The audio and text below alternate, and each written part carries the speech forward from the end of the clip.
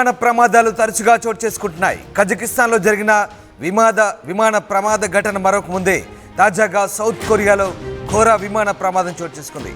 My own ఎయిర్పోర్ట్లో plane crash అయింది. రన్వేపై అదుపు తప్పి గోడను ఢీకొట్టింది విమానం.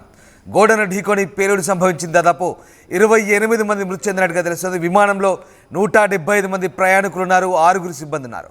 ఇక సహాయక చర్యలు కొనసాగుతున్నాయి. ఎయిర్పోర్ట్లో భారీగా పొగ అలుముకున్న పరిస్థితి కనబడుతోంది. దక్షిణ కొరియాలో ఘోర విమాన ప్రమాదం చోటు చేసుకుంది. స్క్రీన్పై మీరు చూస్తున్న ఆ దృశ్యాలు అంతర్జాతీయ మీడియా కథనాల్లో వెలువరిచిన అంశాల ప్రకారం మొయోన్ ఎయిర్పోర్ట్ రన్వేపై ఈ ప్రమాదం చోటు చేసుకుంది. విమానం అదుపు తప్పి రక్షణ గోడను ఢీకొట్టింది. దీంతో విమానం పేలిపోయింది.